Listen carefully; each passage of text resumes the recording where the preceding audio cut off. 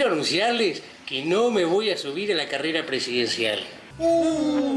¡Che! ¡No hay segundo tiempo al final! ¡Pará! ¡Se suspendió por afano! ¡Che! ¡A lo mejor se juega en Madrid! Y bueno, nos debe el segundo tiempo. Y al final, la deuda siempre la paga otro.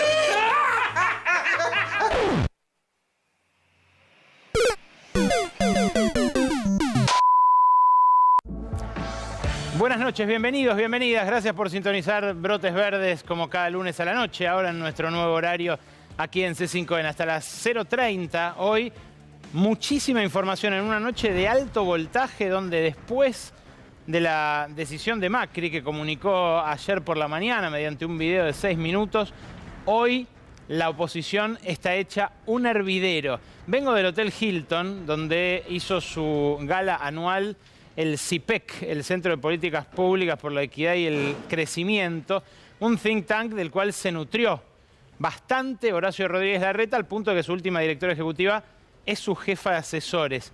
Hubo un cortocircuito importante con otra fundación, la Fundación Libertad, que eligió el mismo día para hacer su evento y empezaron a irse de acá para allá. En un ratito, Lautaro Maislin, que está en la Fundación Libertad, tiene algunos detalles de este hervidero opositor. Ahora, lo concreto es que estamos de vuelta hablando de las elecciones después de una semana en la cual hubo muy alta tensión en el gobierno en torno a la economía. Estaba recién, por ejemplo, en la gala del CIPEC, Antonio Aracre, el nuevo asesor de Alberto Fernández, con quien se suscitó un cortocircuito importante porque Sergio Massa dijo: me están operando desde la Casa Rosada. Claro, Aracre fue blanco del enojo del ministro de Economía porque propugna un desdoblamiento del tipo de cambio, que haya, como en los años 80 o antes, en varias ocasiones, un tipo de cambio turista, uno comercial, uno financiero. Massa no quiere saber nada con eso. Intuye que la situación es muy precaria, que el equilibrio es muy endeble y por eso la semana pasada anunció lo que anunció, que hizo ruido en varias terminales del oficialismo, pero que por ahora no le acarreó ningún reproche concreto y on the record. ¿De qué estoy hablando? Del manotazo de ahogado sobre el ANSES, sobre el Fondo de Garantía de Sustentabilidad del ANSES, que básicamente lo que va a hacer es dos cosas. Por un lado, financiar en pesos al Tesoro, para que el Tesoro cumpla con la meta de ajuste con el Fondo Monetario, unos 800.000 millones de pesos va a disponer el Tesoro a partir de la venta. Es un chino, es un chino, no pretendo explicar en detalle el paquete de medidas de Massa porque incluye varias bandas, es una jugada a varias bandas. Pero lo que hace, básicamente, en una de las medidas que está incluida en el paquete es vender bonos que hoy tiene en su poder la ANSES, que parte de eso vuelva a la ANSES en forma de otro bono y parte quede en cabeza del Tesoro. Ahí le van a quedar al Tesoro unos 800.000 millones de pesos. A la vez, el paquete anunciado la semana pasada drena cerca de 3.000 millones de dólares en bonos del ANSES que paulatinamente podrían ir volcándose en los próximos meses al mercado para que no suba tanto el dólar paralelo financiero, el dólar bolsa y el famoso contado con liqui que se usa para sacar divisas del país. ¿Por qué hace esto Massa? Bueno, básicamente porque se enfrenta al incumplimiento del acuerdo con el Fondo Monetario por imposibilidad de ajustar todo lo que piden, lo que le exigen que ajuste, pero por otro lado un empinamiento de los dólares. Llegó tanto el blue como el dólar bolsa y el contado con liqui a nuevos récords la semana pasada. Ahora, ¿qué es lo que pasó con el paquete de medidas después de anunciado muy accidentadamente por el gobierno? Porque no apareció nadie que le pusiera la cara al principio, solo se anunció mediante un texto difundido por el Palacio de Hacienda. Después se conocieron los decretos, cuando digo después, digo 3 días después. Lo que está en el fondo es la discusión por el sistema previsional. El Fondo Monetario, la oposición y el grupo de empresarios que financia eventos como los de esta noche están detrás de una reforma previsional a la Emmanuel Macron. Vieron, ¿no?, que en Francia hay 3 millones y medio de personas en las calles en contra de la reforma previsional que sube la edad jubilatoria, pero además acerca en el tiempo el momento en el cual va a haber que tener más aportes para jubilarse. Bueno, es lo mismo que pide el Fondo Monetario acá, que va en el sentido contrario a la moratoria que acaba de aprobar el Congreso, justamente para reconocerle la jubilación a personas que tienen la edad, pero no tienen los aportes. Esta medida de Massa, lo vamos a hablar en un ratito con Claudio Lozano, precandidato presidencial, que ya está en nuestros estudios aquí, en los estudios de C5N. Esta medida de Massa, por un lado, desdolariza el Fondo de Garantía de Sustentabilidad y, por otro lado, le cambia la jurisdicción. Esto es, pone en cabeza del ANSES bonos jurisdicción local y no extranjera. Lo cual, bueno, podría ser tomado como una decisión de soberanía si no fuera que se toma en un momento de mucha urgencia financiera como la que atraviesa justamente en este momento el país. La gran pregunta es si a Massa se le están por acabar los conejos en la galera. Porque primero fue el dólar soja, una transferencia de ingresos muy importante hacia un sector hoy castigado, que es el agroexportador, el exportador de granos. Pero en ese momento, el año pasado, nada castigado, como les mostramos acá en los últimos programas. Un sector que durante todo el año especuló con no liquidar divisas, con una devaluación. Después vino la apelación a las reservas del Banco Central para comprar bonos y que de esa manera bajaran los dólares financieros. Pero al Fondo Monetario no le gustó eso. Entonces ahora apareció este manotazo sobre los fondos de los jubilados. Hubo en el medio una comedia de enredos con estos 3 protagonistas. Fernanda Raberta, la jefa del ANSES, el propio ministro y el diputado radical y vicerrector de la UBA, Emiliano Jacobiti. Los que siguen este programa desde sus primeros envíos lo recordarán de una investigación como Buenos Muchachos, donde indagamos sobre empresas vinculadas a él y su relación con el Hospital de Clínicas, pero ahora, 5 años, 6 años después, y mucho más poderoso, Jacobiti pasó a ser, por lo menos por 24 horas, una tabla de salvación para Massa. Massa, el sábado, dio una entrevista y dijo que le iba a preguntar a la UBA si esto era bueno o malo para los jubilados, bueno o malo para el ANSES. Durante todo el domingo quedó establecido eso, hasta que hoy, por la tarde, el propio Jacobiti dijo: a nosotros nadie nos pidió nada, no nos llegó el pedido del gobierno para que la facultad económica se expida sobre si esto le conviene o no a los jubilados. Massa lo había sondeado informalmente por la información que tenemos, pero se había confiado en que efectivamente este dirigente radical iba a cumplir, iba a hacer la auditoría y en todo caso le iba a dar el resultado. Bueno, Jacobiti hoy, por lo menos, hizo esta manifestación pública. Después Massa mostró una carta en la cual le pide al decano de Económicas, o sea, a Palen Acuña, Jorge Palen Acuña, que efectivamente ponga a los profesionales de la UBA a establecer si esto es bueno o es malo para los jubilados. Pero, bueno, lo concreto es que en el medio no quedó claro si lo había pedido antes, si no lo había pedido, si fue solamente un aviso y hoy llegó recién la carta formal. Crisis que ocurren durante las emergencias. Ahora, el Fondo de Garantía de Sustentabilidad, la famosa plata de los jubilados, no es lo único que financia las jubilaciones. Hay una parte de las jubilaciones que se financia con aportes del Tesoro, con una parte de lo que se recauda de ganancias, una parte de lo que se recauda de IVA y de otros impuestos. Ahora, es interesante igual ver qué trayectoria siguió el Fondo de Garantía de Sustentabilidad para ver si tienen razón, por ejemplo, los economistas macristas que cuestionan este tipo de movimientos porque dicen afecta la plata, el futuro dinero destinado a los jubilados. Acá tenés el valor del FGS en millones de dólares, del Fondo de Garantía de Sustentabilidad. el valor que tenía cuando se estatizaron las AFJP, 24.000 millones de dólares, el valor que fue acumulando desde aquel 2008, durante los años de crecimiento del kirchnerismo, hasta el 2011, y cómo después de aquel bajoncito de la recesión que le tocó atravesar al kirchnerismo allá por 2010, cómo después se siguió valorizando hasta 66.000 millones de dólares. ¿Por qué en este último tramo? Por la apreciación cambiaria. Porque los mismos pesos, en términos reales, significaban más dólares, con un dólar más barato. Asume Macri, devalúa, por más que diga que no todavía, Alfonso Pratgay, es una cosa realmente notable, pero devalúa, se desploma, se licúa una parte, inmediatamente se licúa una parte de la plata de los jubilados, luego recupera un poco con el crecimiento de 2017, año en el cual también apeló a esta famosa plata de los jubilados para prestarle a los jubilados y pensionados lo que habían dejado de cobrar. ¿Te acordás de los créditos Argenta?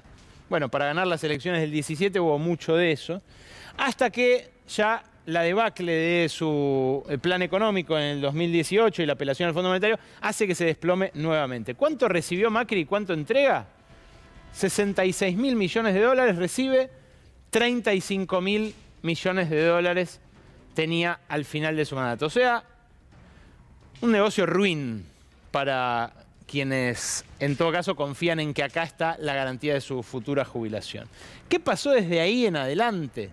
Bueno, si uno lo mira al dólar oficial, la última información que hay del ANSES es a junio del año pasado, fin del segundo trimestre del año pasado, aumentó de 35.000 millones a 49.000 millones de dólares.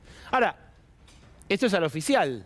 Si uno lo evaluara al paralelo financiero, que es a lo que efectivamente puede cambiar esos bonos y acciones la ANSES, se encontraría con que otra vez perdió dinero.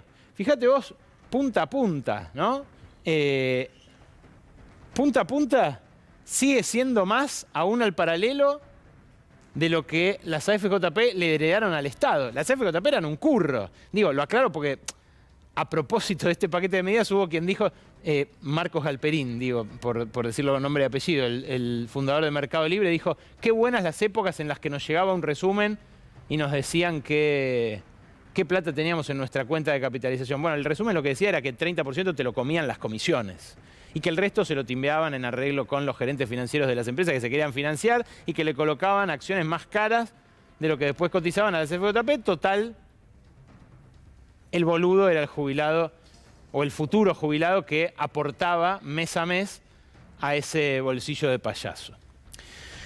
Ahora, Massa tiene varios enemigos dentro y fuera del gobierno, orbitando en torno a Alberto Fernández. Por eso Malena Galmarini la semana pasada dice que las operaciones vienen de la Rosada, no solo por Antonio Aracre, también, por ejemplo, por Martín Guzmán.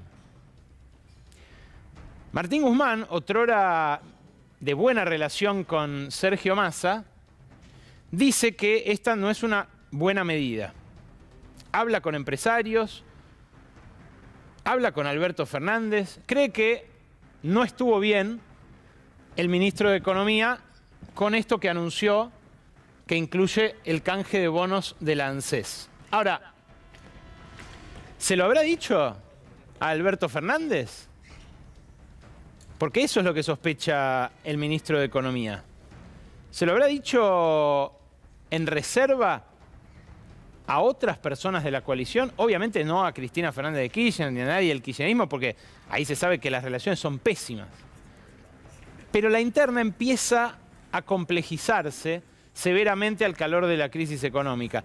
Y Massa sabe que Guzmán, además de criticar esta medida, dice, a mí en su momento me trajeron el mismo paquete para que lo lleve adelante y yo dije que no.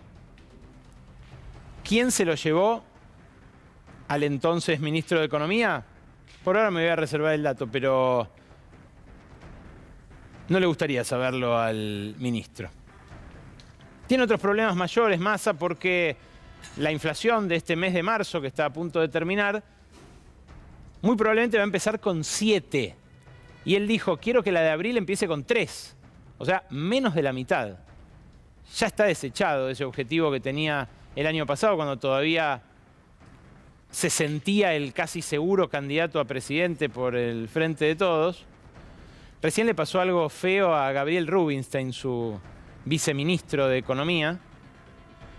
Le tocó la mesa 7 ahí en el sótano del Hilton. Justo el 7. Con el que se supone que va a empezar, insisto, la inflación de este mes de marzo. Pero el yunque que tiene encima suyo Massa es el acuerdo con el Fondo Monetario. Y ese problema, que pareció empezar a discutirse públicamente cuando hace 2 semanas Cristina Fernández de Kirchner lo utilizó como argumento central de su discurso allí en la Universidad de Río Negro, bueno, queda ahora en una encrucijada compleja, porque pasado mañana el presidente lo ve a Joe Biden, el presidente de los Estados Unidos es el que manda sobre el Fondo Monetario, lo hizo en su momento Donald Trump para darle el crédito más importante de la historia del fondo a Mauricio Macri, y a la vez Massa viene gestionando ante el ala técnica, el staff del fondo, formas de evitar tener que pedir disculpas, dispensas, waivers al Fondo Monetario por los aspectos que no se van a cumplir del acuerdo. Un acuerdo que nosotros desde acá, desde el día 1, venimos diciendo no se va a poder cumplir y que ahora el ministro dice no se puede cumplir por la sequía, básicamente. Esta mañana dio una conferencia de prensa la nueva portavoz del Fondo Monetario, que hasta hace un par de meses era la encargada del caso argentino, Julie Kozak. Pero antes de mostrarte lo que dijo Julie Kozak, escuchá lo que hace un ratito, escuchá porque es para caerse de espaldas. Lo que hace un ratito le dijo Hernán Lacunza, el último ministro de Economía de Macri, a nuestro compañero Lautaro Maislin. Fue en la puerta del Hilton, el lugar del que vengo, donde todavía hay gente del establishment político y económico terminando de cenar. No tengo gran expectativa. Me parece que el acuerdo con el fondo no se cumplió. Ya era un acuerdo que no generó estabilidad, no se cumplieron ninguna de las pautas allí establecidas. Y bueno, la prueba está a la vista, que los resultados han sido menos que pobres. Digamos, la inflación se duplicó, la pobreza va a salir el jueves, estará arriba del 40%.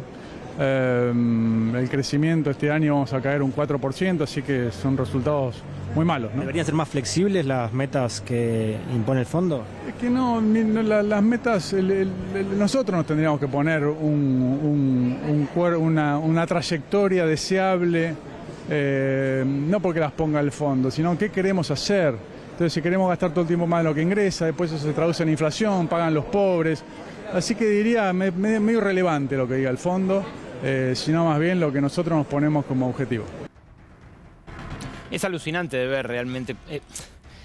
Es alucinante, digo, por el giro histórico de los acontecimientos. Cómo termina de cerrar, como en el guión de una película, ahora lo que hizo Macri en 2018. Porque dice su último ex ministro de Economía, no importa lo que diga el fondo. Y sin embargo, el acuerdo con el fondo es justamente lo que tiene a la Argentina al borde del abismo. Porque si no hubiera que pagar esos 45.000 millones de dólares, no tendría el problema que tiene la Argentina con el dólar ni con la inflación. La inflación en buena medida está alimentada por la expectativa de devaluación que genera el vencimiento inminente de una parva de deuda que no podemos pagar. Entonces dice ahora el último ministro de Macri que no importa lo que diga el fondo, pero el fondo a la vez condiciona a un gobierno que en parte se deja condicionar hacia un sendero de políticas muy parecido al que, la verdad, en este contexto, aplicaría, por ejemplo, un Hernán Lacunza. Ahora, hay sectores de la oposición que en realidad van por un ajuste todavía más ambicioso, más draconiano.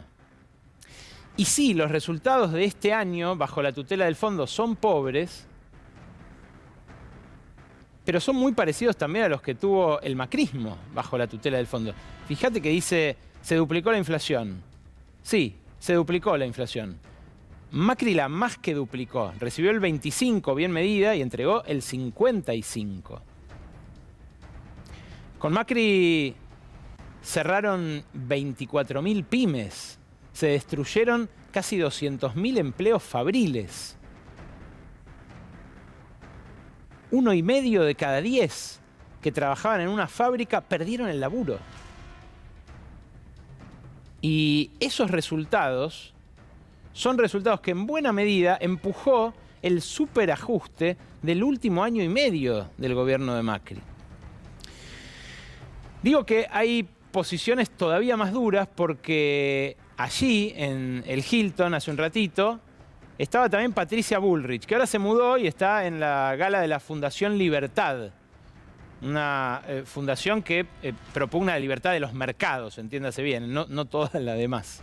La libertad de los capitales, digamos, de fluir libremente por el planeta. De fluir también entre las relaciones laborales, sin las ataduras del Estado. Bueno, ustedes saben qué tipo de liberales estoy describiendo. ¿Qué dijo Bullrich después de una decisión como la que anunció ayer Macri, que la verdad, a juzgar por los semblantes, pareciera beneficiar mucho más a Horacio Rodríguez Larreta que a ella? Esto, escuchá. Patricia, una sola puede ser, una sola. Usted dice que hay que tener coraje y garra y actitud. Tengo coraje y garra. ¿Esa es la diferencia de Horacio? No sé, pregúntale a él.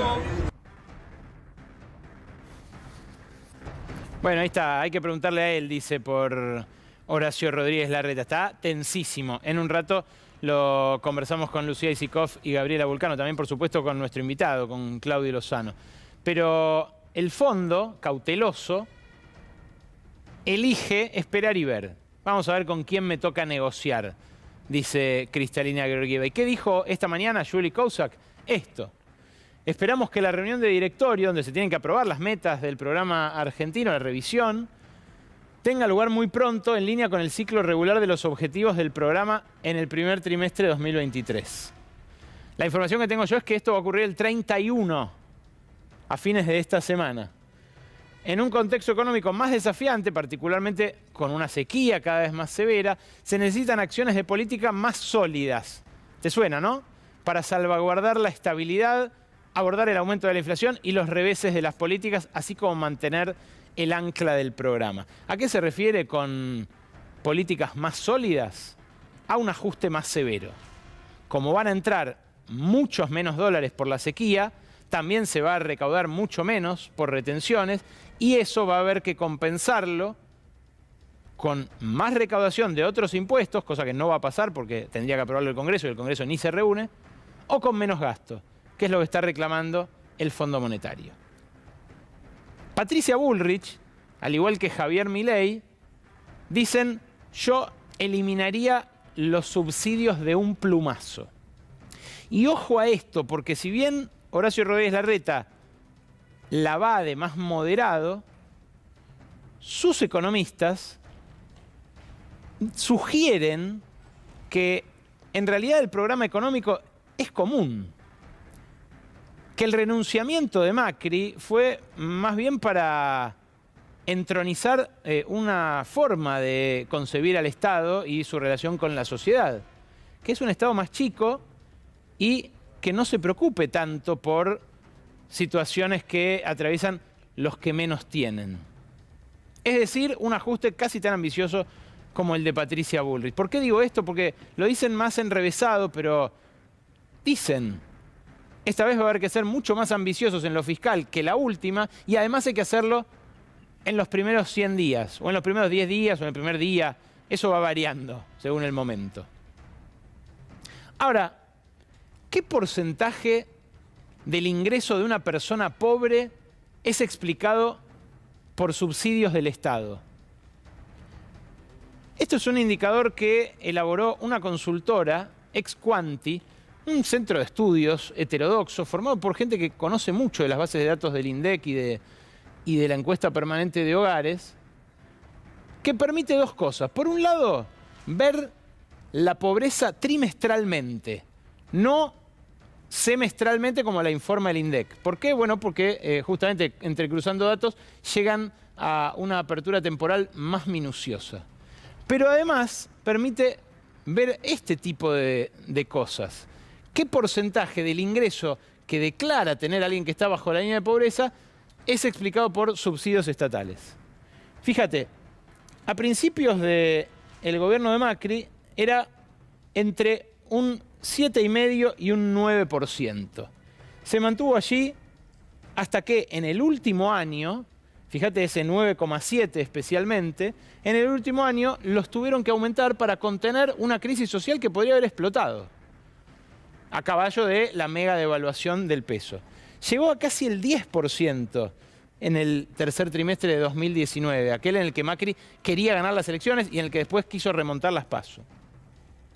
Eso aumenta brutalmente con la pandemia, llega a más de una cuarta parte, pero se ajusta muy rápidamente después hasta llegar a niveles inferiores a los de Mauricio Macri en 2021. Recién en el tercer trimestre de ese año, de 2021, vuelve a superarlo y se estaciona ahí entre el 9 y el 11% en todo el año pasado. Este mismo cálculo se puede sacar con los indigentes y lo muestra la placa a continuación. Entre las familias que están por debajo de la línea de indigencia, el porcentaje que explican los subsidios del Estado de su ingreso, obviamente es mucho mayor, porque ahí está el programa Potenciar Trabajo, las asignaciones por hijo y demás.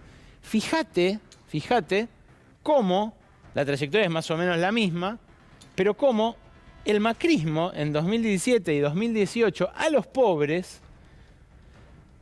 los subsidiaba en un mayor porcentaje que, acompáñame, en el 2022 el peronismo. 22,7, 22,2% es lo que explica el subsidio dentro del ingreso de los indigentes. Acá en el año 2018 era 28, 24, en el 2019 29.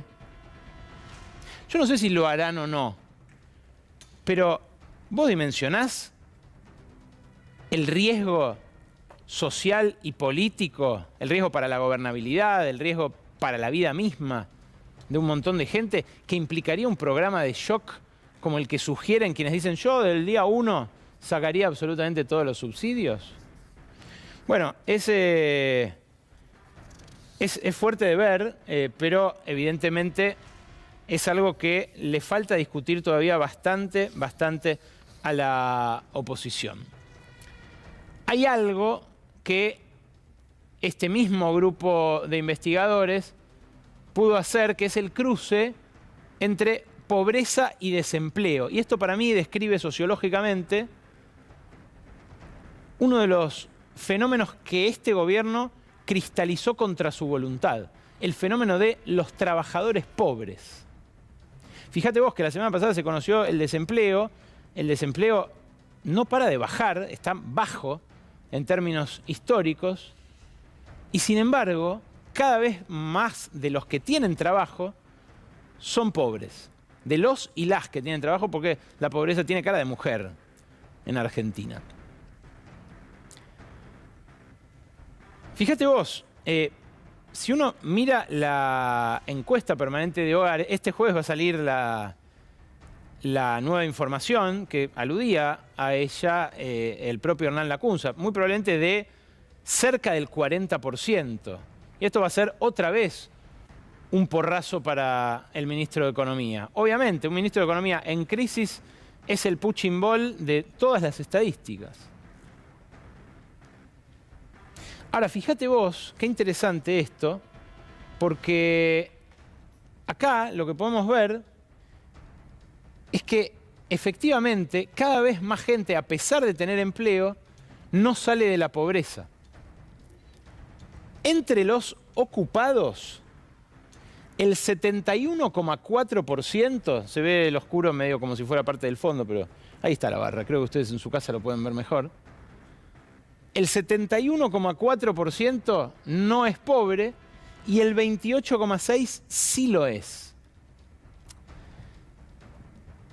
Entre los desocupados, 2/3 son pobres y 1/3 no lo es. ¿Por qué? Bueno, porque tiene ayuda familiar, porque sobrevive con los subsidios, porque tiene alguna otra forma de ingreso que no sea una ocupación formal ni informal, puede ser alguna changa aislada. El promedio de la sociedad es este. 37,8% son pobres. Ahora, lo muy alarmante es que alguien que se levanta a las 7 de la mañana, se toma el colectivo, llega al laburo, tiene las 8 horas de laburo, vuelve en colectivo, llega a su casa después de viajar 1 hora y atiende a su familia, sea pobre en 3 de cada 10 casos.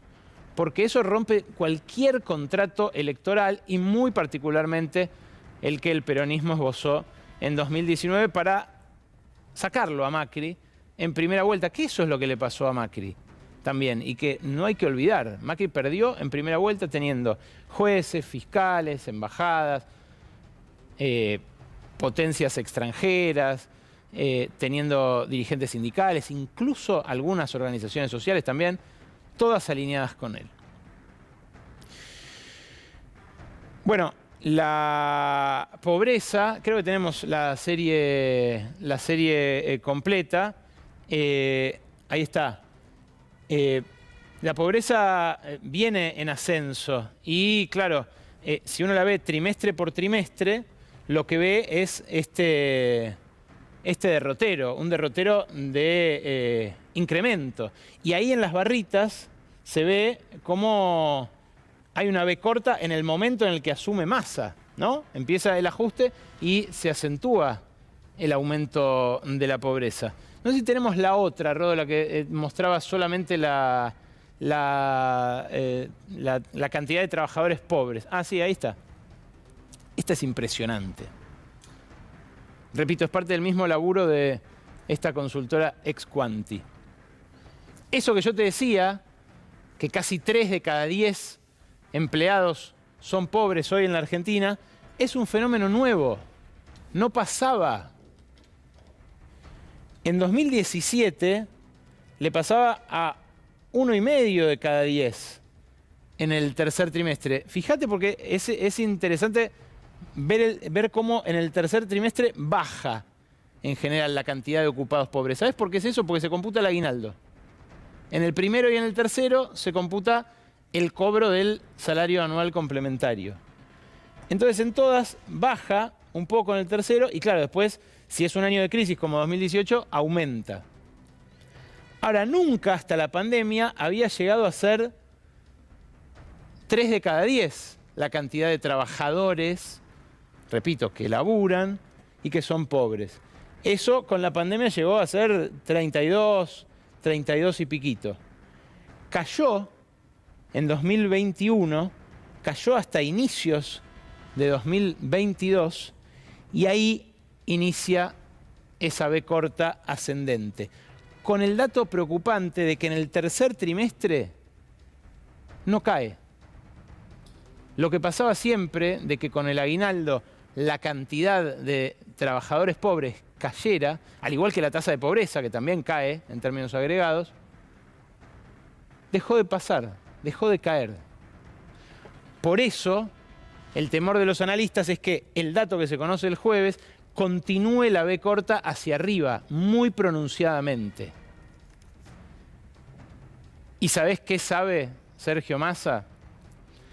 Que esa V corta, la que describe el incremento de la pobreza y de los trabajadores pobres, en términos electorales, puede ser de cualquier palabra, pero seguro que no es una V de la victoria.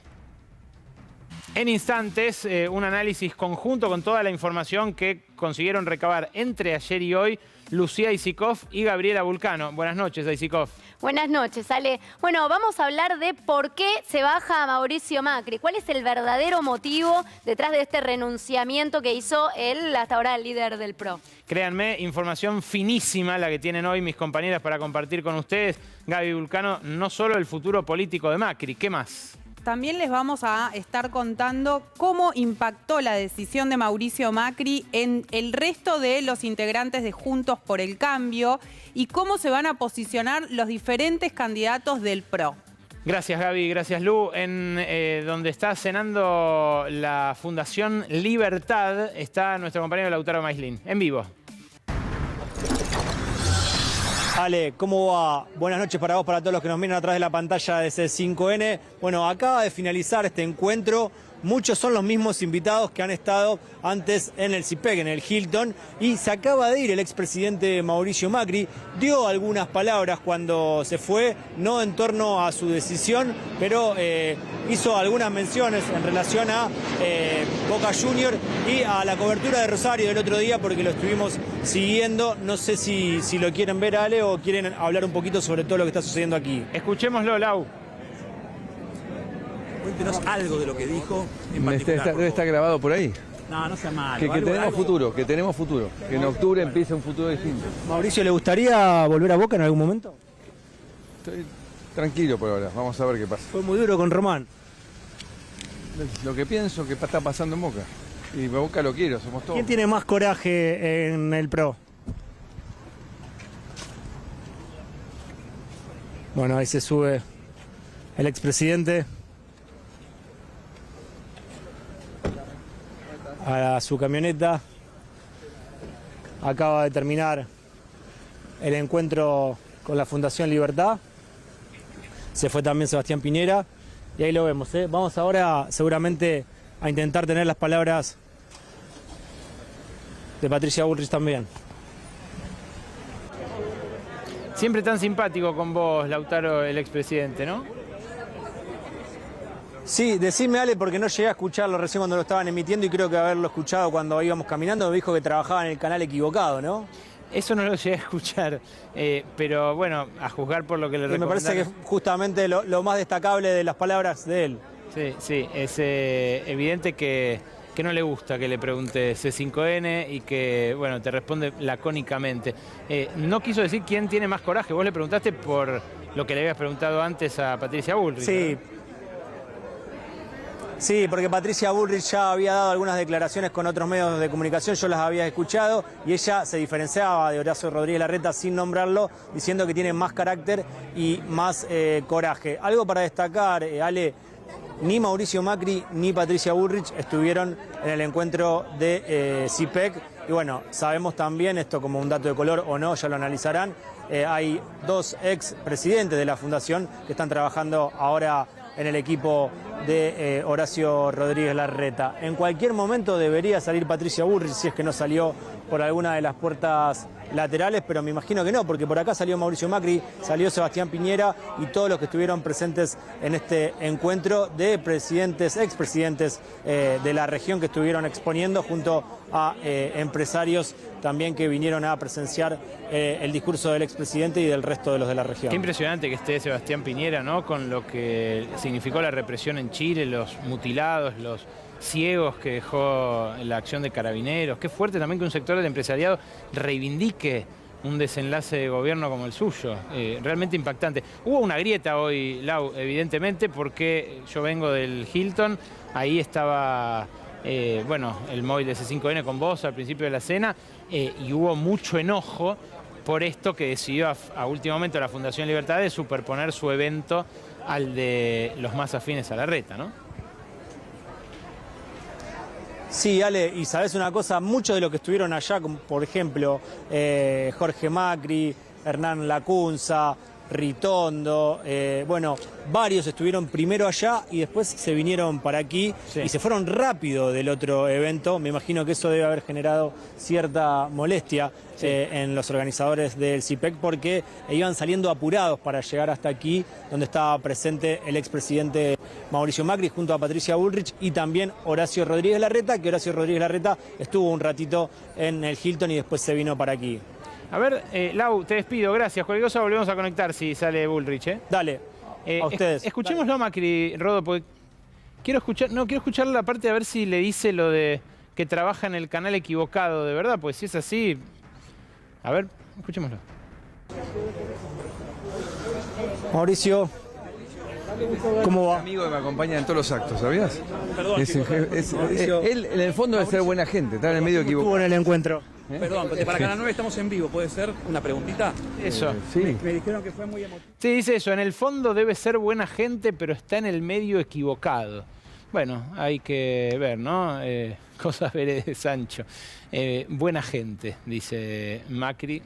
me eximo a mí mismo del comentario. Nos acompaña Claudio Lozano, que fue diputado nacional, que fue director del Banco Nación y que ahora es precandidato a presidente. ¿Cómo estás, Claudio? ¿Qué tal? ¿Cómo te va? ¿Crees que Massa puede llegar a tiempo de bajar la inflación para las elecciones? La verdad que bajar la inflación implicaría desandar el camino planteado por el acuerdo con el fondo. ¿Y? Es un acuerdo inflacionario. Por lo tanto, si se mantiene tal cual está, bajar la inflación no se va a bajar. La propuesta del... El acuerdo con el fondo está planteando una suerte de suicidio político para el Frente de Todos. Está planteando una baja sustancial del nivel de actividad económica y el mantenimiento de la tasa de inflación en los niveles en que está. O sea que hace un año políticamente el gobierno se suicidó para vos. No, yo lo que digo es no solo lo que pasó hace un año, digo, este año, si se aplica y se intenta mantener el esquema que está planteando el acuerdo, esto profundiza la caída de la actividad económica y mantiene la tasa de inflación en torno al 100% anual. Consecuentemente, ya la combinación entre recesión y 100% anual de inflación sería mucho más compleja que la que hemos tenido hasta acá. ¿Qué pensás de la medida de la semana pasada? Para ser claro, sí. Cuando comenzó a funcionar el acuerdo con el fondo, la inflación era del 50%. Hoy es del 100%. Si hay alguna duda sobre el impacto inflacionario del acuerdo con el fondo, está a la vista. Y el único mecanismo antiinflacionario que existe en esta estrategia es el enfriamiento de la actividad económica. La recesión. Claro, que no funciona en la Argentina porque en tanto se mantiene un esquema de régimen de libre cambio en el mercado cambiario y no hay reservas, la brecha cambiaria impide vía impacto en los precios el efecto que produciría la recesión si hubiera control estricto sobre el mercado de cambio. Entonces, por eso es que no termina de producir la desaceleración que debería producir. Hay mucha gente que está jubilada o que está próxima a jubilarse, que nos está escuchando. ¿Qué pensás de lo que anunció Massa la semana pasada con los fondos del ANSES? Y que es una barbaridad. Una barbaridad vinculada, por un lado, a la urgencia y, por otro lado, a la imposición. Primero hay descapitalización de los organismos públicos. Él lo niega.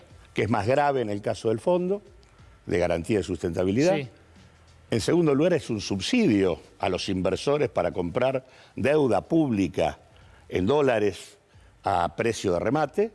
Y tercero, produce algo que va a contramano de la experiencia del kirchnerismo en la gestión de la deuda. Endeudamiento. Que produce un aumento de la participación del endeudamiento externo en manos de acreedores privados sobre el total de la deuda pública. Repito, él lo niega. Él dice que el fondo... esto no lo niega. Esto último no, pero esto es el tema más importante de todos. Él dice que el efecto patrimonial sobre el fondo de garantía va a ser positivo en 2.000 millones de dólares. Hace un dibujo contable. Hagámosla simple.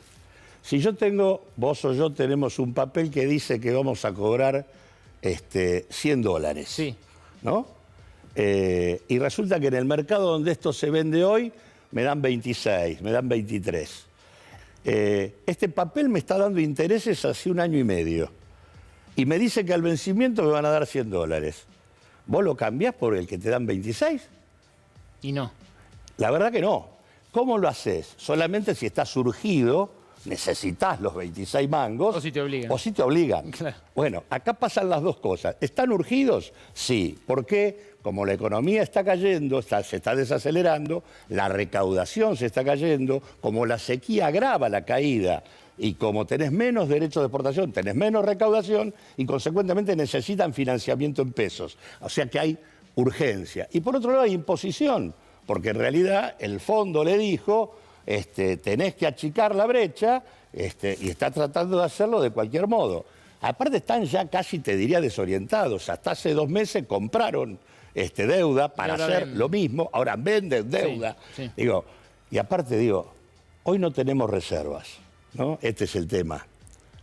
Ahora están vendiendo las reservas de mañana, porque esto que están haciendo implica que las reservas de mañana también las están vendiendo ahora. Claudio, decías que el kirchnerismo históricamente fue en sentido contrario en términos de desendeudamiento. ¿Por qué crees que ahora El kirchnerismo no dice nada de esto que hace Massa. Hay que preguntarle a ellos. Y la verdad que me preocupa sobre todo por quienes tienen a su cargo la gestión del ANSES y del Fondo de Garantía. ¿Por qué? Porque en realidad, como funcionario público, uno no puede malvender un activo financiero. Y eso es lo que están haciendo. Y todo este tema de que... ¿Decís que alguien puede terminar en la justicia por esto? No, seguro que va a haber planteos judiciales, seguro. Digo, te lo firmo acá, va a verlo. Y es un problema. Es más, todo lo que están diciendo de que les van a permitir comprar el bono dual, le van a dar 100 cada 60, todo eso son anotaciones contables para darle cobertura legal a una locura en términos de pérdida patrimonial. Claudio, no tengo mucho tiempo más, pero vos sos precandidato presidencial y me interesa preguntarte el cómo, que es algo que voy a tratar de preguntarle a todos los candidatos que vengan acá este año. ¿Cómo harías vos para bajar la inflación? Bueno, 3 cuestiones. La primera, es necesario diferenciar precios internos de internacionales, sobre todo en alimentos y energía. Eso ya hay con retenciones. Eso ya se intenta con retenciones. Sí, pero con las retenciones tienen un porcentual muy reducido en relación al que tenían con precios internacionales mucho más altos. O sea, subirías de retención. Por lo tanto, las retenciones tendrían que subir o tendrías que aplicar mecanismos de cupo u otro tipo de fondos compensatorios, pero digo, es imprescindible que el precio de aquellos productos que impactan en la canasta familiar tengan un precio interno distinto al internacional, porque Argentina tiene la ventaja de producirlos, simplemente es el tema. Y lo mismo ocurre con el tema de la energía. ¿Qué más? Segunda cuestión, vos tenés que disciplinar el comportamiento de los mercados oligopólicos. Esto implica aplicar toda la batería legal disponible, incluida la ley de abastecimiento. Esto implica pensar intervenciones del Estado, incluso en términos empresariales. Es posible que sea necesaria una empresa pública de alimentos. La discusión de Vicentín fue una cuestión muy importante porque se jugaba, todavía se juega, todavía no está terminada, la posibilidad de una empresa pública vinculada a ser testigo del comercio exterior para aportar a este tema que dije antes, y la posibilidad de una empresa pública de alimentos. Y tercer tema, no hay modo de discutir una inflación del 100% con una terapia gradual. Tiene que haber congelamiento. Tiene que haber congelamiento de precios, tarifas y tipo de cambio. Y tiene que haber recomposición de ingresos. Acá la necesidad de un programa popular antiinflacionario era lo que estaba siendo imprescindible cuando se fue Guzmán. Claro, se tomó el camino de profundizar el acuerdo con el fondo. Resultado, se firmó además de que era legalizar una estafa, se firmó un acuerdo inflacionario que no nos permite resolver el tema que hay que resolver. ¿Pero por qué? No es por casualidad.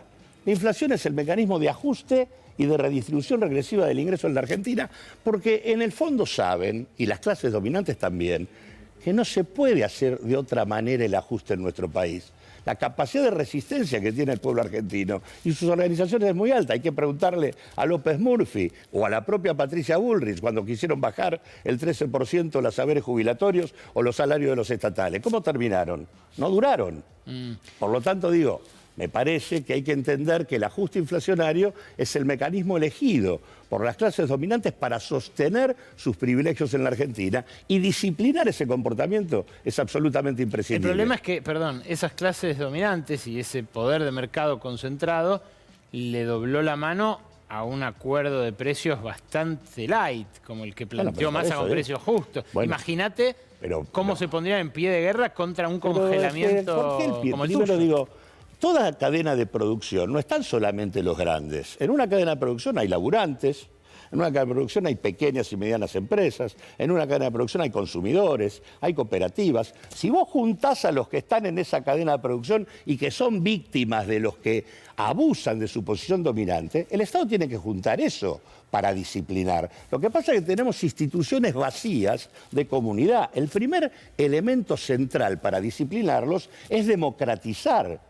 llenar de comunidad las instituciones que han perdido la participación en la posibilidad de decidir. No hay modo de hacer esto solamente con un Estado vacío de participación comunitaria. Y además hay legislación que no se aplicó. La ley de abastecimiento existe. En realidad, ¿cuál es la sanción que están teniendo por el hecho de haber incumplido precios justos? Son sanciones que no le hacen ni cosquillas. Entonces me parece que hay que discutir en serio, porque en realidad me parece que lo que hay que entender es que el sistema institucional en la Argentina, la democracia, y sobre todo es bueno decirlo en el marco del reciente 24 de marzo, está amenazada por dos cuestiones.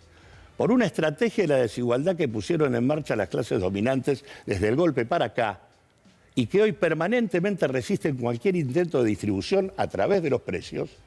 Y por otro lado, por la decisión de injerencia permanente de los Estados Unidos sobre la Argentina, expresado en la responsable del Comando Sur o en el embajador norteamericano. Son poderes muy importantes que están hablando de cómo tiene que ser la Argentina y cómo se deben explotar sus recursos naturales. Bueno. Si les preocupa la relación con China, la discusión de la Argentina es qué capacidad tenemos para pararnos como comunidad en una estrategia inteligente que no nos permite que nos despedacen. Bueno, el problema es que el préstamo del fondo no lo... ¿Cómo? El préstamo del fondo no lo aceptamos a punta de tanque ni de bayoneta, ¿no? Bueno, pero la verdad que el préstamo... Macri. Digamos, el préstamo del Y después fondo... estaban los diputados del Frente de Todos que lo votaron también. Por supuesto, en realidad hay que decir con toda claridad que el acuerdo con el fondo salió con los votos de Juntos por el Cambio.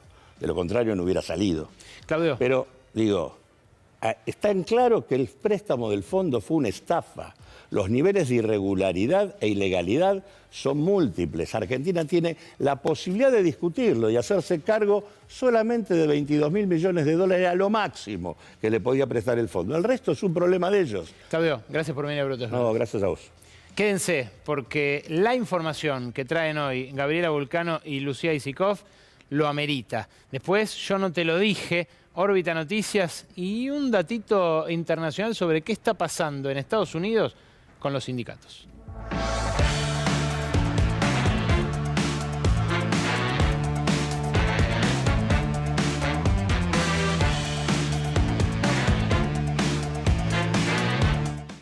Bien, vamos a ir por partes y vamos a tratar de responder las preguntas más importantes en torno a lo que hoy, como noticias, sacude a la oposición.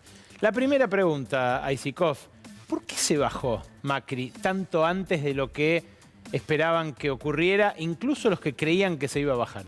Bien, te voy a dar primero la respuesta corta, Ale. Macri se baja porque pierde. Se baja por eso y ahora lo vamos a ver y vamos a ver algunos números que desmienten lo que dicen desde el entorno de Mauricio Macri, que es que se baja, pensando en la unidad de su fuerza política y después de días de mucha reflexión. Y queda ahora pendiente esa segunda pregunta, que es ¿por qué ahora? ¿Por qué se baja ahora? Pero mira estos números.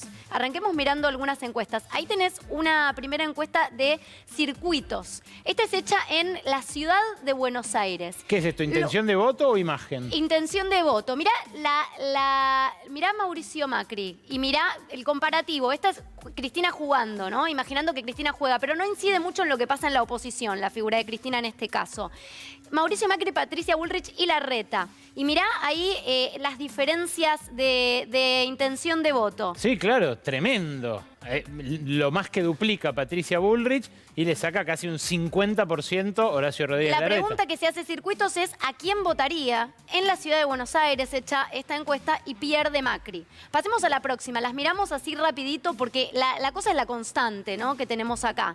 En esta segunda encuesta de Taquión, ahí lo tenés, con la pregunta de quién considerás que debería presentarse como candidato, ahí ves muy mal a los tres, a Cristina, a Alberto y a Macri. Digo, todos con un no, su tiempo ya pasó. Macri, en este caso, es el que mejor le va, pero 65,8%. Acá lo que te dice es que la gente quiere jubilar, según esta encuesta, a los tres principales líderes políticos de los últimos años, al menos. Clarísimo. Pasamos a la próxima. Perdón, y a Macri sin el desgaste de venir de la gestión ahora. Ahora, ¿no? Totalmente. O sea, ya quedó atrás el recuerdo. Ya se olvidó para muchos. Claro, de su pésimo gobierno quedó, por lo menos diluido en 4 años. Bueno, esta es Opina Argentina. ¿Qué posibilidad hay de que usted vote como presidente? Fíjate sobre todo el número rojo, ¿no?, que es nunca lo votaría. Y el amarillo, que es lo podría llegar a votar. ni siquiera lo votaría seguramente, ¿no? Mirá Macri, lo Macri tenés es el ahí de más abajo. abajo, sí. Es el que más rojo tiene y el que menos amarillo tiene, básicamente. Hay varios líderes, a los que les pesa esto. Cristina Kirchner no se queda demasiado atrás, pero lo ves ahí a Mauricio Macri como un líder al que no votarían. Y mirá la diferencia con Larreta, por ejemplo, que lo tenés arriba. Claro, mirá la diferencia con Bullrich. Larreta, si bien tiene... Todos tienen negativa tienen alta, sí. Más negativa que positiva, pero Larreta tiene menos del 50% de negativa. Y fíjate incluso la diferencia. Cristina Fernández de Kirchner, con el machaque permanente que sufre su imagen... Mirá el verde en Cristina. Claro, Es la que más verde tiene, que es, bueno, su núcleo duro, ¿no? Los que sí la votarían. Pase lo que pase. Pase lo que pase. Pero tiene 5 puntos menos de nunca lo votaría que Mauricio Macri. Bueno, esta que estábamos viendo era encuesta nacional y pasamos a la última, que es hecha en provincia de Buenos Aires, de Federico González. Esta ya habla más de porcentajes y te diría que mires lo mismo. Mirá el sector amarillo y mirá a los porcentajes de los 3 líderes del PRO. Patricia Bullrich, 10%, ¿no? En intención de voto. Larreta, 7,5% y Macri, 6,7%. Macri queda, según estas encuestas, que son varias, y hay más, o sea, trajimos algunos ejemplos, pero según la mayoría de las encuestas, Macri queda abajo de sus 2 contrincantes del PRO. Ni siquiera hablamos del ampliado de Juntos por el Cambio. ¿Qué te dicen en el entorno de Macri? Bueno, si él hubiera jugado, probablemente no hubiera habido una interna, porque tanto Patricia como Larreta se bajan, contrafáctico, y te digo medio mentiroso, porque no los veo ninguno de los dos con intenciones de bajarse, y dicen, bueno, ganaría una PASO, una primaria, y después ganaría la general, porque absorbería los votos de Milei.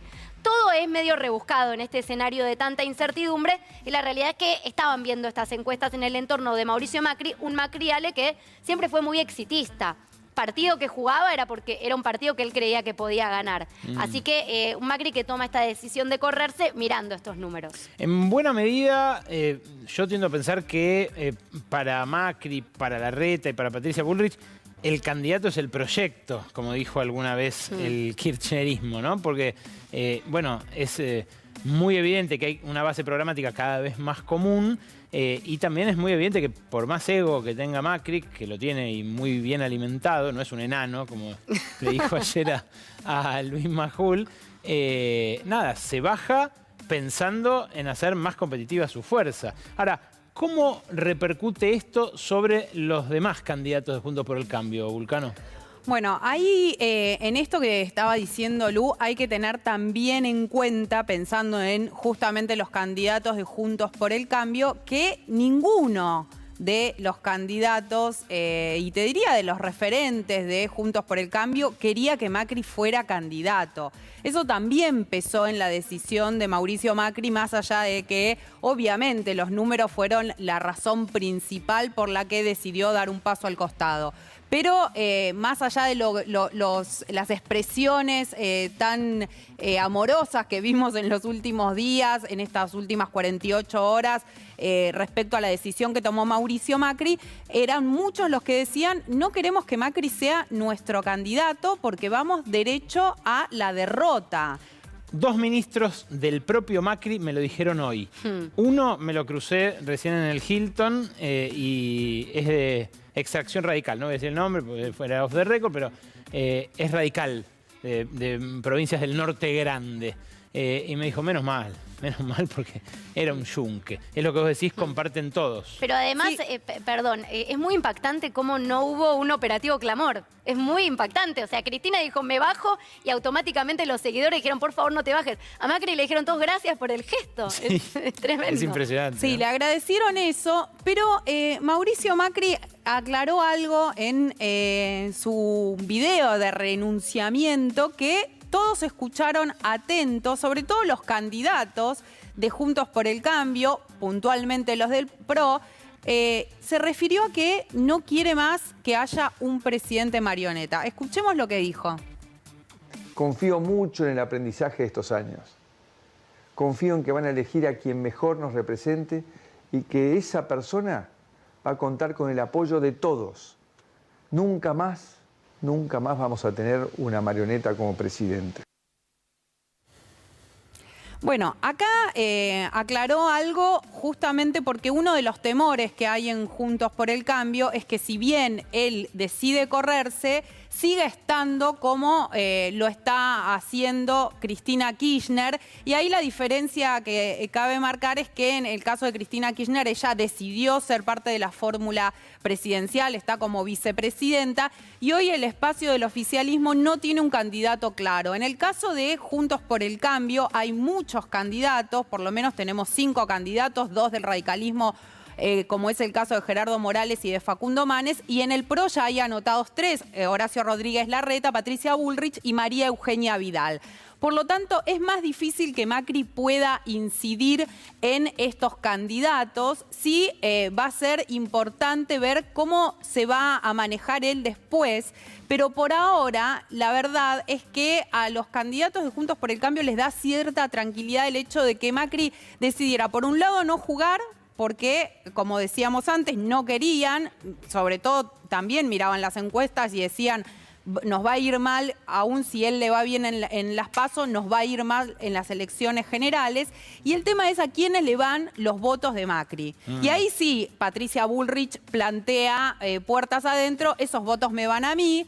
Horacio Rodríguez Larreta dice, bueno, no es tan matemático y sobre todo hay que pensar en un escenario de balotage. ¿Qué pasaría en esa situación? Ahí vamos a ver que pasa otra cosa que tiene que ver con, bueno, ya empezó a hacer algún tipo de condicionamiento, ¿no, Lu? No es gratis, digamos, no. lo de Macri. Bueno, la pregunta ahora es si hay o no hay una tregua entre Macri y Larreta, no hay un acuerdo político. Porque el viernes se vieron. El viernes se vieron. Macri se baja 2 días después, cuando en su mesa chica había una discusión sobre cuándo tenía que bajarse, ya era una decisión tomada hace 15 días, cuándo se tenía que bajar, por qué lo hace ahora. Ahora había mucho malestar en Juntos por el Cambio por las internas, pero lo decide después de ver a Larreta. Y el larretismo festejó al menos la imparcialidad de Macri al bajarse, porque tenían mucho temor de que terminara inclinándose por Bullrich o diera un guiño a Bullrich, como lo viene haciendo hasta ahora, en el sentido de que puso a Hernán Lombardi en su campaña, le acercó empresarios a Bullrich, vino inclinando la balanza para el lado de Bullrich. Bueno, ahora la verdad que está bastante claro que a Macri le cae el poder con este anuncio, ¿no? Para incidir sobre los demás. Bueno, y acá lo que planteaba Gaby. Bueno, empezó con este anuncio que festeja el larretismo, pero mira cómo le marca la cancha un día después a Horacio Rodríguez Larreta, y qué es lo que dice. ¿Imaginás a Lustó como jefe de gobierno en Cava? La verdad, más allá de que el respeto que le tenga a Lustó, no. No, porque creo que el PRO ha marcado un rumbo de modernidad y de calidad en la gestión que lo tiene que seguir marcando en Capital, y creo que tenemos a alguien muy preparado, que lamento que no ha sido producto de algo que se pensó y se le planificó desde la jefatura de gobierno de la ciudad, pero Jorge Macri hoy tiene una experiencia única, en la que yo no tuve. Yo arranqué, tuve que pagar un derecho de piso que Jorge no va a pagar porque él ya fue intendente, de algo más chico, pero es exactamente lo mismo en términos de la dinámica y la tarea, con lo cual él tiene una experiencia muy valiosa, más el equipo del PRO que hereda, que lleva sus años, que tendrá que renovar, porque hace falta renovar, hace falta sacudir un poco las cosas, siempre hay que volver a empezar, y creo que es una experiencia que no podemos perder. No podemos perder. ¿A usted le gustaría que Horacio Rodríguez Larreta se juegue más por Jorge Macri? Sí, se va a jugar porque al final las cosas caen por su peso propio, ¿no? Se va a jugar y él también se da cuenta, digamos, creo que de vuelta, corriéndonos cada uno del lugar que a veces no sé fácil quedarnos como yo lo he hecho, todas las cosas se van a ir a... Qué imperativo que suena, ¿no? Cuando dice ya se va a ubicar, se va a jugar. Ya se va a jugar. Sí. Les agrego un dato, Gaby y Lu. Lo acabo de ver a Martín Lustó en la gala esta de CIPEC. Una cara que prácticamente la arrastraba hasta el piso. Bueno, es que ahí pasa algo.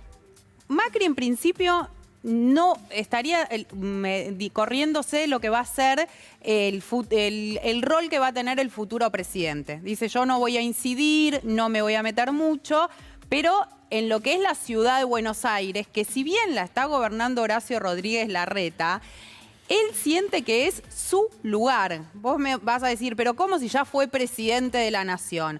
La ciudad de Buenos Aires, Mauricio Macri considera que sigue siendo suya, su territorio, su espacio, donde siempre mejor le fue además.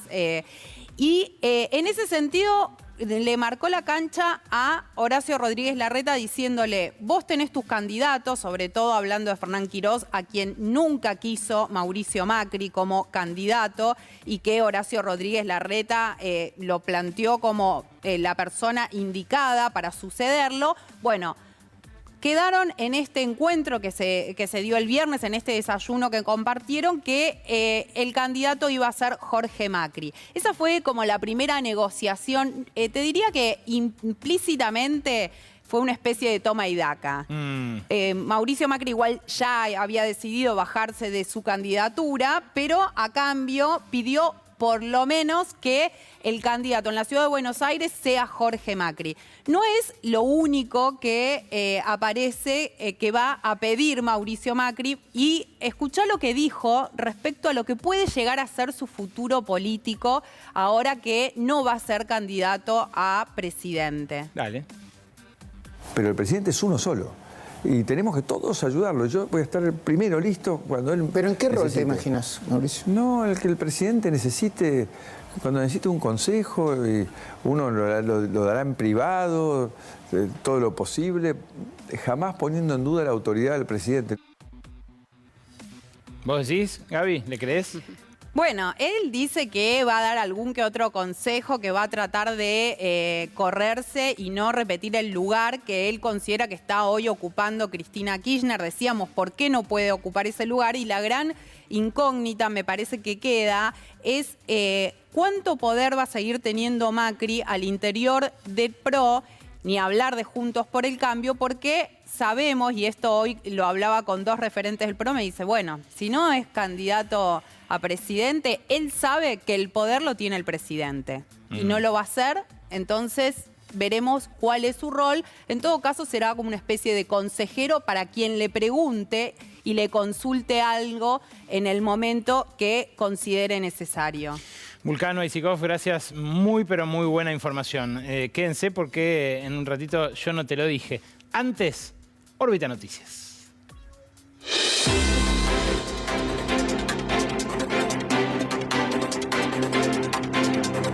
Buenas noches, esto es Órbita Noticias, un noticiero intergaláctico con el ojo puesto especialmente en el planeta Tierra. Vamos a las noticias. El expresidente de nuestro país preferido de la galaxia, Mauricio Macri, anunció que se baja de la carrera presidencial. Lo anunció un domingo, día en que la mayoría de los argentinos descansan. Claro, no lo iba a hacer un lunes, día en el que Macri en general descansa. La decisión, sin embargo, no fue fácil. Tuvo que lidiar con un curioso personaje. Porque este enano que tenemos adentro es muy fuerte. El ego es muy fuerte. Entonces el ego decía, vos tenés la revancha, la merecés, si ganás, ¿por qué no vas? Y demostrás a todo el mundo. Hace mucho que estudio a los seres humanos y jamás imaginé que tuvieran un enano adentro. ¿Es un enano de yeso, como los de Jardín? ¿Es el famoso enano fascista? ¿O es simplemente Martín Tetaz? Como sea, el enano que vive en el interior de Macri intentó llevarlo en una dirección y fracasó. Exactamente igual que Macri como presidente. Pero, al igual que su enano interior, Macri no se priva de dar su particular opinión sobre todo. Nunca más vamos a tener una marioneta como presidente. Es por lo menos curioso que una persona que dialoga con un enano que tiene adentro cuestione las virtudes de una marioneta que solamente tiene una mano adentro. ¿Qué tienen de malo los títeres? Que yo sepa, la mano René no endeudó a los Muppets por 45.000 palos verdes. Alf nunca declaró un estado de sitio. Caroso y Narizota no difundieron nunca fake news. Y no creo que el conde de Plaza César pusiera jamás en duda el número de desaparecidos. Debe haber algún rencor personal. A lo mejor le quedó un trauma después de haber visto al Topollillo. Ya acomodó Juan Román Riquelme del Torero. Allí va el Torero. Salva Costanzo el Torero. ¡Gol!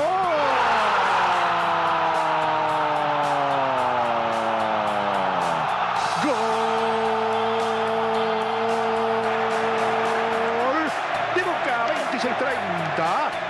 Lo hizo el torero Juan Román Riquelme. ¿Cuánto tendrá que ver con la transferencia, con el contrato, con el pase a Barcelona? Es que el arte titiritil no es para cualquiera.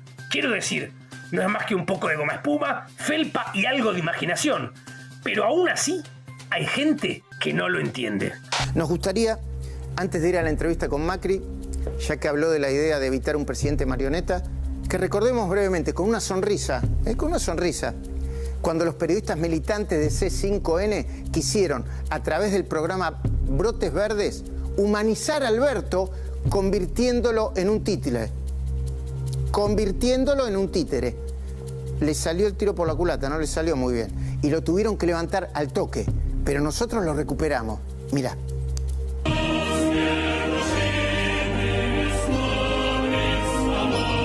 Argentinos, argentinas y argentines. Nos despedimos con el pronóstico para la semana que viene. Si van a viajar a la Tierra y se cruzan con alguien que les habla mal de los títeres, ¿qué tienen que hacer, presidente? ¡Dar marcha atrás! Soy Hugo Neptuno y esto fue Órbita Noticias.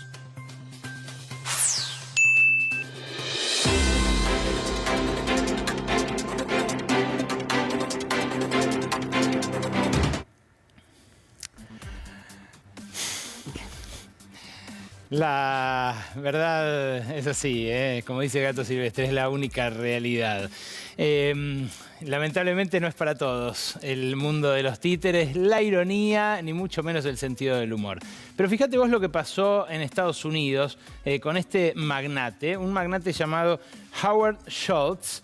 Howard Schultz fue durante más de 15 años el CEO de Starbucks, la cadena de cafeterías que nació en Seattle, ahí en Estados Unidos, y después se popularizó por todo el mundo. Resulta que Schultz volvió como CEO de Starbucks el año pasado, cuando empezó a aparecer esto que estás viendo en pantalla, la sindicalización de los trabajadores de estas cafeterías. Lo que intentó Schultz fue que la sindicalización no creciera, pero el año pasado, cuando le pidieron que volviera, había solamente 6 tiendas de Starbucks que habían elegido su comisión interna. Hoy ya hay más de 290 tiendas.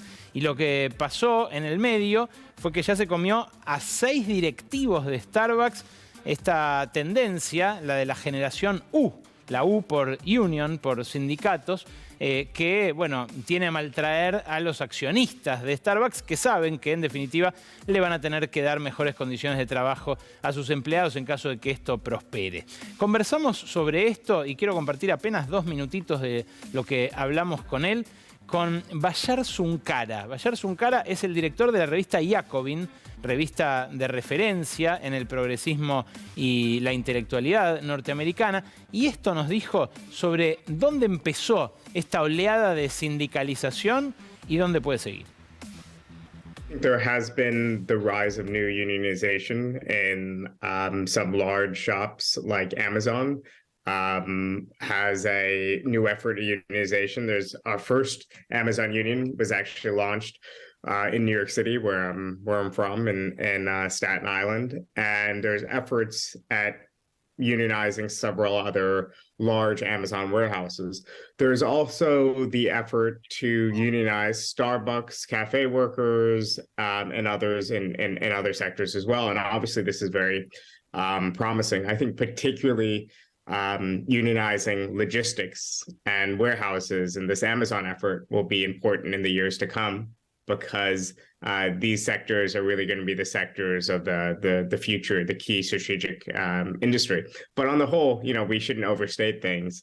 The U.S. is a country with the strongest business class in the world, and it's no surprise that we're the country that among the advanced capitalist world has one of the weakest labor movements. That's why we were surprised at the beginning, and that's why we still don't get why now and why there in logistics and in cafes. What do you think that explains this phenomena in the country, as you said, in the country of you're fired? Yeah, I do think that in general, the United States has had periods of large-scale militancy, and certain of our sectors are unionized just like the rest of the world. So, for example, our dock workers were historically very strong unions. On the West Coast, their unions are ILWU, Dock Worker Union. They controls all the ports in the West Coast. We're traditionally very close to the Communist Party. So that's not an unusual thing. You know, in most countries, the dock workers were quite militant and quite left-wing. The U.S. was no exception. But over the years, as our union movement has deteriorated, we've gotten weaker and weaker in the private sector, whereas in the public sector, we've maintained a base in public hospitals, among postal workers, among teachers. So it's evolved in that sort of way. But this rise in private sector unionism, relative rise, because I should say that. Es la realidad que vive hoy Estados Unidos, pero la que viven acá también estas mismas tiendas.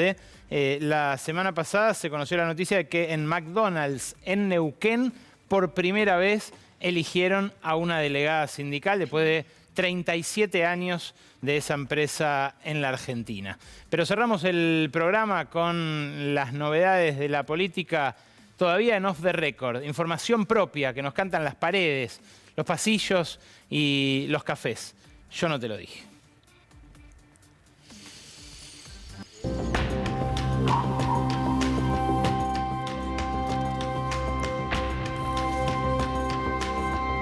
Yo no te lo dije, yo no te lo dije. Arranca el Weisikov.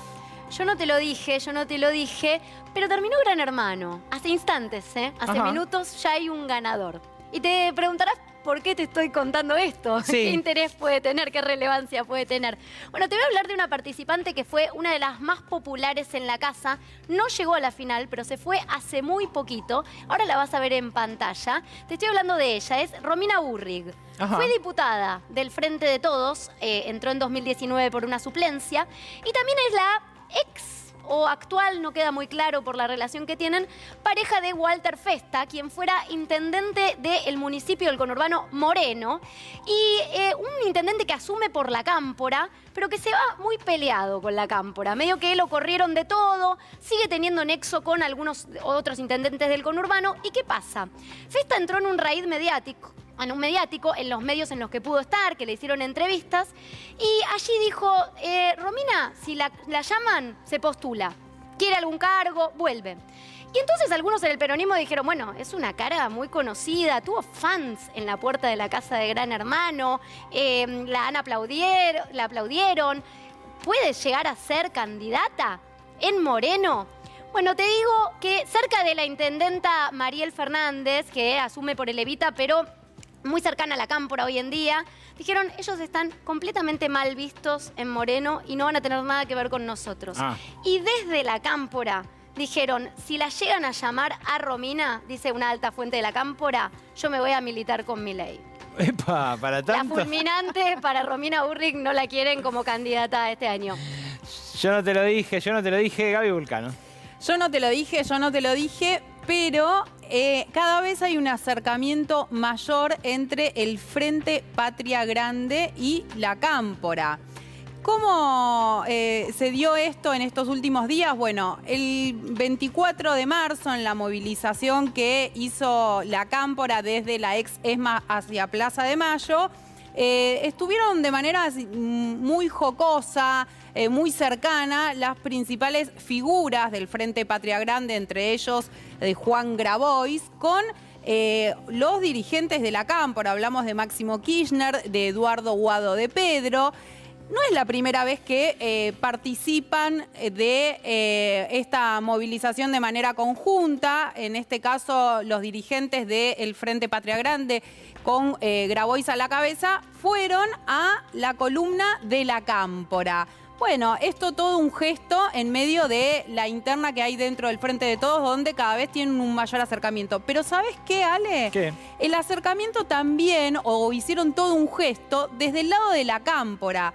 Eduardo Guado de Pedro fue después, en un momento de la marcha, a la cabecera del Frente Patria Grande. Mira, como un enroque. Sí, hicieron como una especie ahí de voy a tu cabecera, después yo voy a la tuya, algo que no es tan común, sobre todo teniendo en cuenta que, bueno, la Cámpora tiene un peso muy grande dentro del kirchnerismo, pero este acercamiento se da en medio de, como te decía, la interna con Alberto Fernández y donde quieren aunar fuerzas en un posible escenario de paso.